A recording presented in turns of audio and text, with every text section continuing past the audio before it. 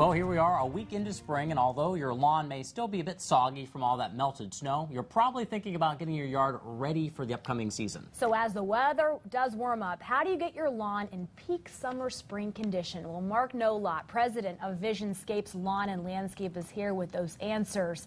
So we did notice, I think a lot of our lawns, they're soggy. Do we mess with them? Do we wait until this? What's the first step in getting our lawns there? Well, you don't want to do a whole lot right now because it is soggy. You could do more damage, but people notice that you have what's called mycelium or snow mold, where the snow is sat and it gets a little bit white patches. So you might want to go out there with a leaf rake and just kind of rake it up a little bit. And you might have to do a little overseeding, but more times than not, snow mold will correct itself. If you just rake off the dead grass, because it's from lack of oxygen from the snow sitting on it all winter. Okay. And so if you rake that off, it will usually come back for you because the roots aren't dead. So just rake that up a little bit, maybe throw a little grass seed down, and it should bounce back really well.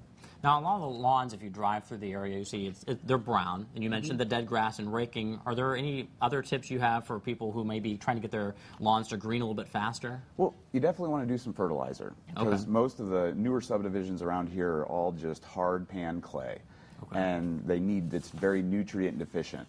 And so you really need to do some fertilizing, and you got to be really, really careful and read the labels on it. A lot of times when you go to these big box stores and grab a bag of fertilizer, we all automatically think, well, more is better.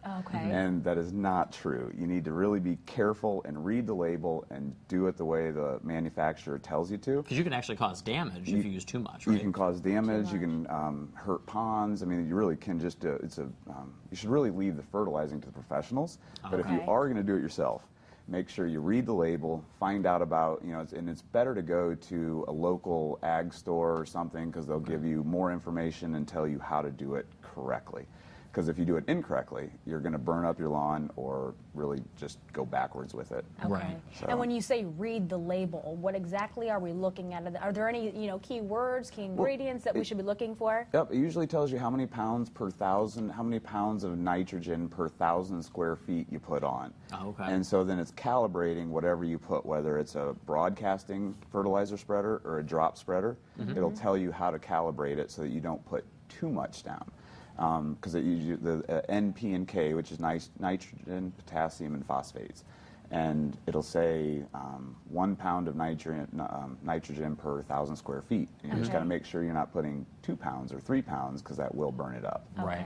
So. Now, my favorite part of the season, Easter is just a week away. Tulips are really the big flower this season, but what are some other flower recommendations if people are looking to plant some new bulbs or new plants? Well, bulbs you don't want to do till fall. And early in the season, you get pansies and kale, usually, and then you'll go to your summer annuals, which mandevilla and petunias and patience and that type of thing. And it's a lot easier to do flowers in pots than it is in the ground, because you can control it. You got good soils, good fertilizer. It's easier to control in a pot. So if you want to do annuals and you want it to look really, really good, you should put them in pots. It's still a bit early weather-wise because we're still having those frosts. Yes, it is. You want to wait till, that's where you can do pansies right now early, because they'll take frost. But the summer annuals, which mandevillas and petunias and patience and all that, you want to wait usually till after Mother's Day or watch the weather, because it will hurt it. So. Thank you so much for coming in. You know your stuff. We've learned a lot. I love it. We're all looking forward to spring and summer. And you guys know your stuff. We'll be right back.